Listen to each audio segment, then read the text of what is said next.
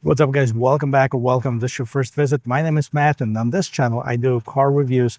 And this is a brand new 2025 Nissan Armada that has been completely redesigned from the ground up. I'm here at Nissan of Fort Myers, where I'm going to take in a complete tour of this vehicle. We're going to check it out as far as the design, powertrain, technology, capacities, and yes, I will take it for a test drive at the end of this video. So if you like watching videos like this, don't forget to check out the rest of my channel, hit that like and subscribe button. Now let's get back to this.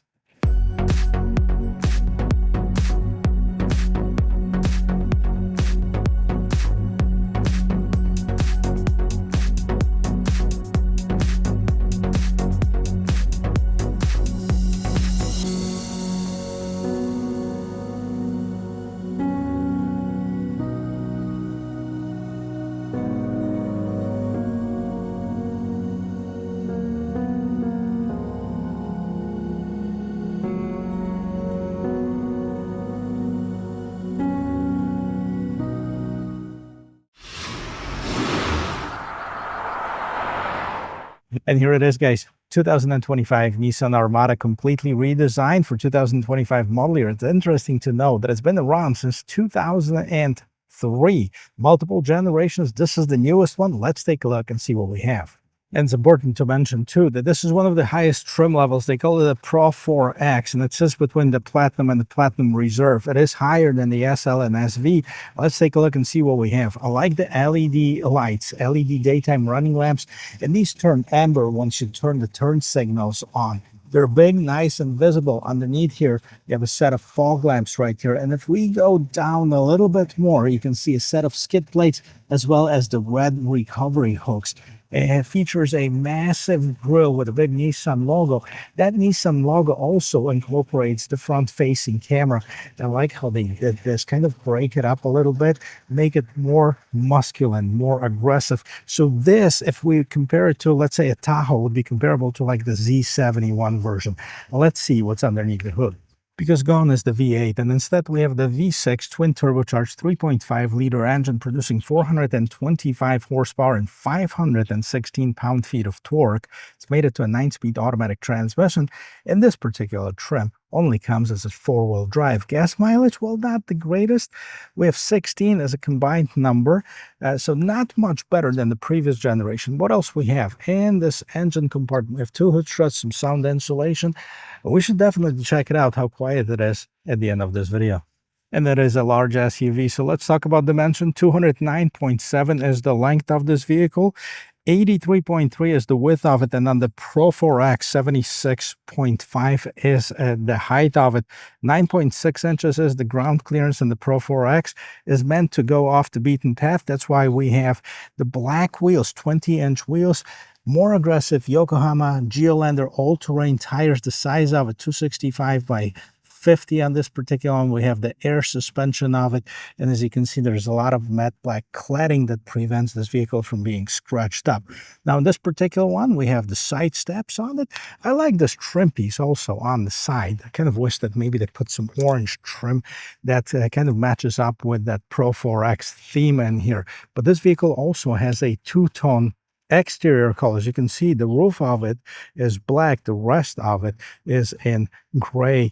I like the mirrors, nice, big, visible. We have the turn signals, side view camera, we have the blind spot assist. All 4 doors are equipped with these buttons right here. If you have the key somewhere on you, it's going to let you lock it or unlock no matter which door you come up to. By the way, the new door and key fob looks like this. This is the new key fob.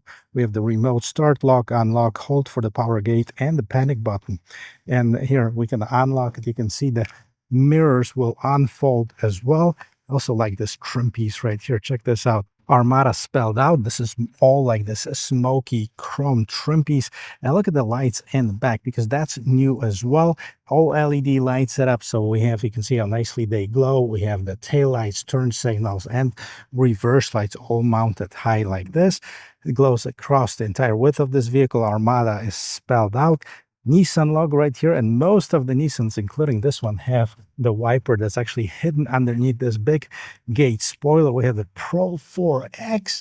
Bottom of this bumper is finished in matte black with some shiny black accents. We have the reflector lights Underneath here, we have the Class 4 receiver, and this vehicle is capable of towing up to 8,500 pounds. Several different ways that we can access the gate. One of them is push the button on the remote, and let's see what's going on there.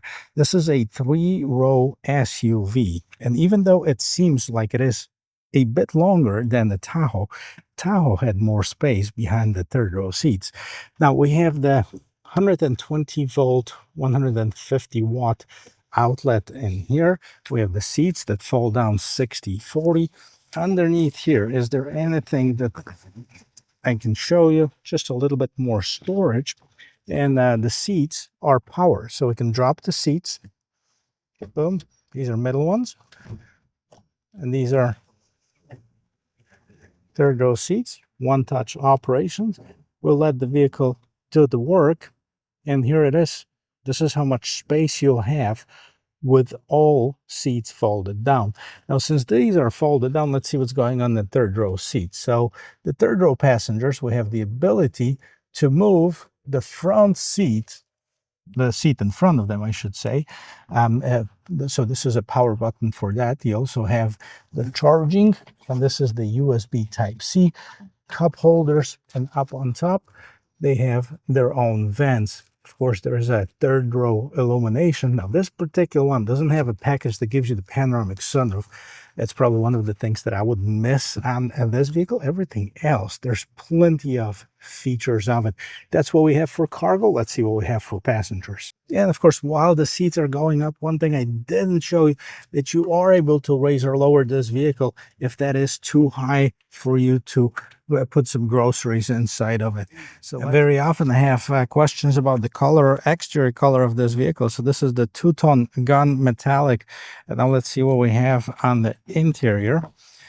So this is an 8-passenger configuration. So 3 people in the back, 3 people in the middle, and 2 people in the front. First of all, let's start with the door panel right here, where you can find some premium materials. This is soft, leather wrapped. This is soft as well. We have the Clips, which is the manufacturers of this premium stereo, and I like this trim right here. This is kind of a stretched up trim. I really like the design of it. We have more storage at the bottom of the doors, and here's how it looks.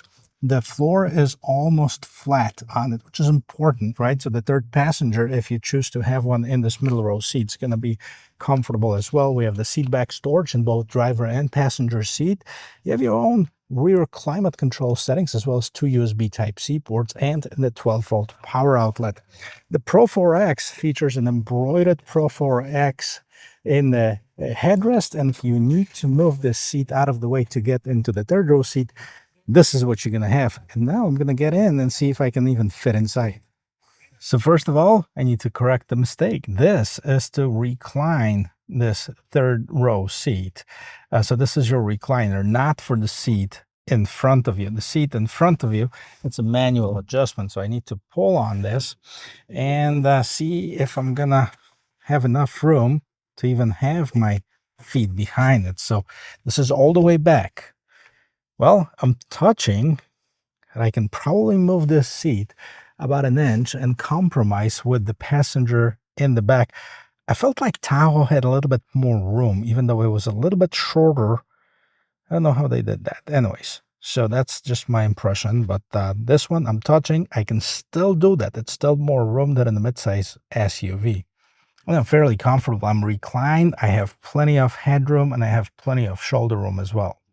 Well, the front seat is adjusted to my regular, comfortable driving position. I'm almost 6 feet tall. And let's see. Well, plenty of knee room, plenty of headroom, plenty of shoulder room. I can adjust this just a bit, maybe about an inch. Can I? Yes. That would make me comfortable, the person behind me comfortable, and the person in front of me, if all of us were the same size. Now, in the middle row seats, the middle row seat right in the second row, it's okay for an adult. The third row for kids only. So 7 adults and 1 kid can fit in comfortably into this Nissan Armada. Now the vents are right on top. You also have the grab handle here, grab handle here to help you get in or out of this vehicle. And before we get inside, let's listen to the sound of the closing door. Boom, I'll do it again from the inside, but that sounded pretty darn good. Front door panel, just like the rear door panel, we have the Klipsch, that's the stereo brand, and now we have the Twitter one speaker here, the speaker at the bottom here. We have 2 memory seat settings and the window mirror lock controls, in addition to what we've seen in the back. Now on the seats, we have the power adjustments in both driver and passenger. However, the driver, I think it's a 10-way power adjustment, 6-way power adjustment on the passenger. Quilted seats. I like this leather. I like the way it feels. Pro 4X embroidered in the headrest right here. We also have some of the orange accents running through the entire vehicle. It's also important to mention, because they got rid of the regular shifter, there's a lot more space. Like I can put stuff underneath here. There's also a 12-volt power outlet here. Before we get inside, I also want to show you what's on the side here. So this is your auto hold and the electronic parking brake, and right here you have the lane keep assist and the ability to open that gate in the back. Let me jump inside. I'll show you the rest of this cool interior. And before we get started, let's listen to the sound of the closing door from the interior. And that's a very solid thud right here. And check out this interior, guys. This is where Nissan made some dramatic improvements over their last generations. I think it's a night and day situation. Let me know what you think about it. We have 2 huge screens, 14.3-inch screen for the driver information display. We have the 14.3-inch screens for the infotainment system. Right up on top, we have this rear view camera mirror. This is great, especially for a large vehicle like this, but also take a look at the design. The same design as we've seen on the seats as far as the contrast stitching continues on this dashboard. This is premium. You have this nice trim piece over here. We have the oh crap handle on the side. Now, the one thing that I would probably change on this vehicle, if they didn't use as much of that shiny black material. Instead, if they used, for example, a trim that you see right on the side here, this, in my opinion, would be so much better. So Nissan, if you're listening, maybe survey people and see what they think. I think you're going to have very similar response to mine. Large steering wheel. This is the tilt and telescoping. It's all power right here. This is the modern Nissan steering wheel. There's some contrast stitching on the inside, thicker in the right places. Very nice and soft, good to the touch. Cruise control on this side, dynamic cruise control, volume control. This side controls both screens actually. See, the one that's highlighted right now, the one in orange, is the one that we can change stuff around with the buttons here. Now, if you switch it to the right-hand side, now we can move around the right-hand side screen. They can also control it via touchscreen, so worry nothing, you have that option as well. In the driver information system or driver display or instrument cluster, standard thing. So you can control, you can change the different settings as far as the different display modes. And let's see what else we have. In the middle, you can see speed limit sign. Then we have the settings. And once you press that, you can drill down and just go through multiple settings that are on the vehicle. Get out of here and go to the compass, height control. Right, so you can adjust the height control. You can see the off-road pages, so your pitch and roll and your height adjustment, and then back to your height control. So very nice. Okay, something that a lot of people would definitely use. Tire pressure will appear while driving, and then we'll back to this screen. Now also, you can change the display. Yeah, there's a shortcut menu, change meter view right here. If you don't like the one that I just showed you, you can go to like the minimized one or like almost nothing at all. What's playing? I guess these are the only two. Okay, better than nothing. So I'm liking this. I also like this big screen for the infotainment system. You have the Google Assistant, you have the Google Maps, which is really nice. Maps are, look at this, huge, right? So you can sign in to set home, etc. Now, your home screen, it tells you what's playing. There's Pink Floyd, no device connected, wireless Android Auto, Apple CarPlay. You have the interior lights, system information demo mode, Play Store, Google Assistant. So we don't have the ambient lighting on this particular one. We have the accent lighting. So that's basically the only thing you have. Just in the footwells right here, I believe with the platinum, with the top of the line platinum, you have more options in here. But look at this screen, how it changes, and it's a continuation. I mean, there's a breakdown in here, but it's a continuation of what's going on one to the other. and it's very nice. I like this. System information, all settings, user profile, Android Auto, Apple CarPlay. Awesome. So we have down at the bottom, we have some shortcuts for your climate control as well. So you can see the steering wheel. You can turn it on, the heated steering wheel, the heated seats. Now we don't have the climate controlled seats on this one. That's just the heated seats. Okay. I think the higher trim level will get you the climate control seats. And display vehicle users customize menu, so different settings that are available. One important thing, of course, is the rear view camera as well. And let's take a look, because it takes up most of the screen. The reason it's beeping, I'm sitting close to this fence right here, so it's giving me the warning. It's also raising the vehicle up for some reason. Not sure why. I guess it likes doing that. Well, let me reverse a little bit so it stops. And now what do we have? So we have the 360 view, really nice. The quality camera, I just did the new Nissan Murano. I kind of wish that the quality of the camera was the same. I mean, they already have it. Why not put it in the Murano? Murano was a little bit more grainy. This one is a lot better. So we have the top-down view, active trajectory lines. Then we have this view that shows you kind of the corners of the vehicles and the back view. Now we have what's going on in the back. And if you want to, kind of zoom in, like if you're towing something, you can do that as well. So this is your rear view camera, really nice. I think it's nice, definitely nicer than the Murano. I kind of wish that they did that there as well. And the mirrors, of course, adjust as long as you put them like in reverse.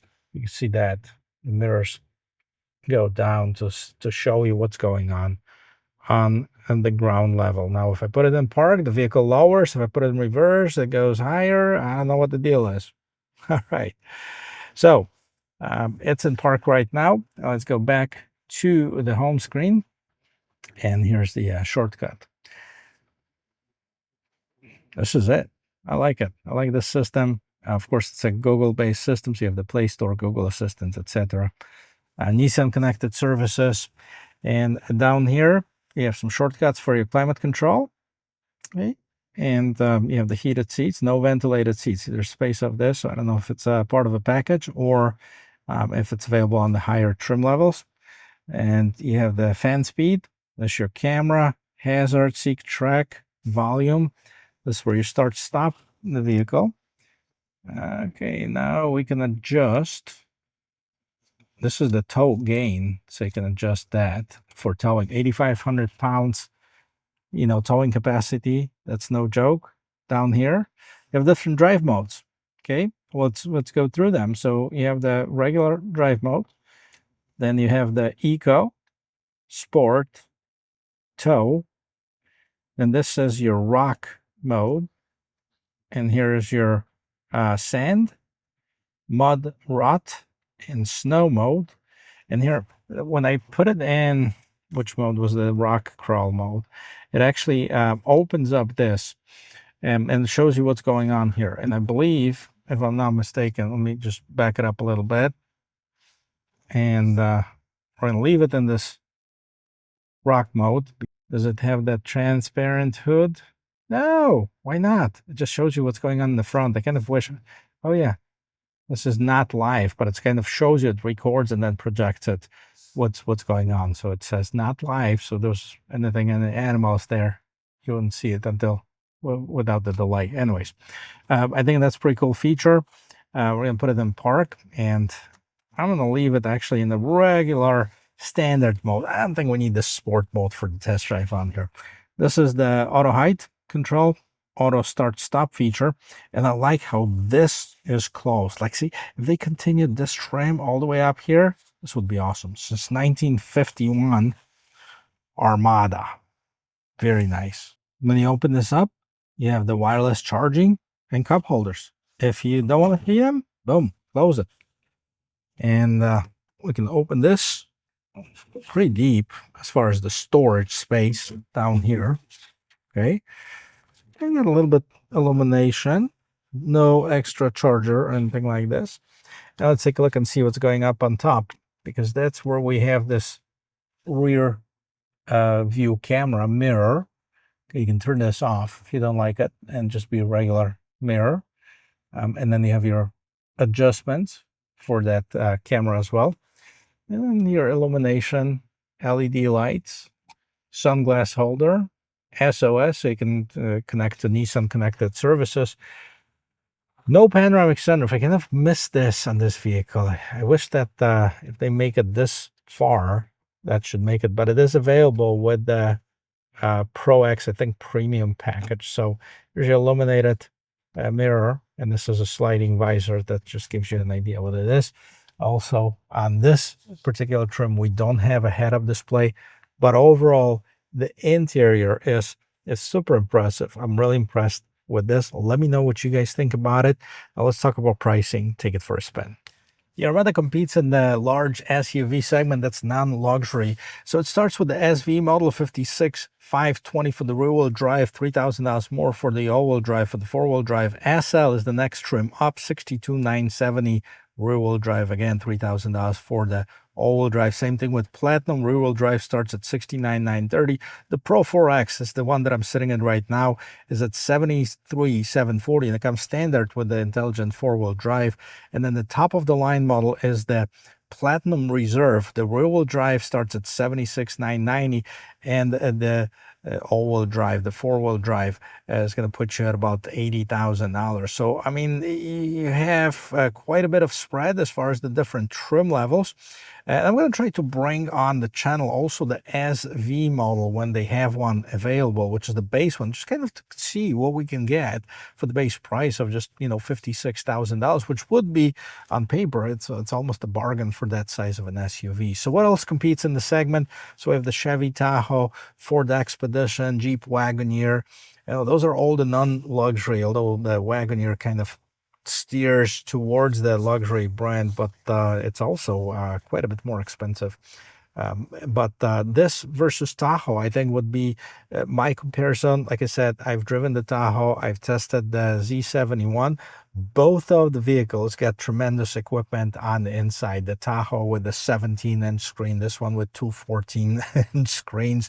Kind of going head-to-head so far. The design, well, it's very subjective. I like both of them. Both of them are square standard SUVs. I think where Tahoe kind of takes a lead on this is the ability to choose different engine options. Well, we have the V8, and we also have the diesel option that's available on the Tahoe, which this is the only engine option available for the Nissan. But let's take it for a spin and see how it drives. And before we start driving on the road in this parking lot, we have enough space to kind of test out the agility of this vehicle and as far as the turning radius. So we're going to do a circle, starting right here. I think I'm giving myself plenty of space for any vehicle to make a U-turn here, but turn the steering wheel all the way to the left. And we're going to make a circle 209 inches long. Actually, not bad at all. Yeah. And what I like about the shape of it, the squareness of it, kind of gives out where the corners are, so you can see where this vehicle ends. Suspension, okay, we're in the regular mode. This is that air suspension. I bet you if I put it in like more of the sporty mode, it will stiffen up a little bit. But overall, it's good. It's nice. It has, you can feel the weight of this vehicle because it's heavy, but it's not boaty. Let me put my shades on. And the engine seems very torquey now in here in this parking lot. I haven't driven it on the road, guys, yet. So this is going to be like the true first drive. I've only driven it around the parking lot. And it's kind of going to be tough to check out the acceleration, although nobody's in this lane.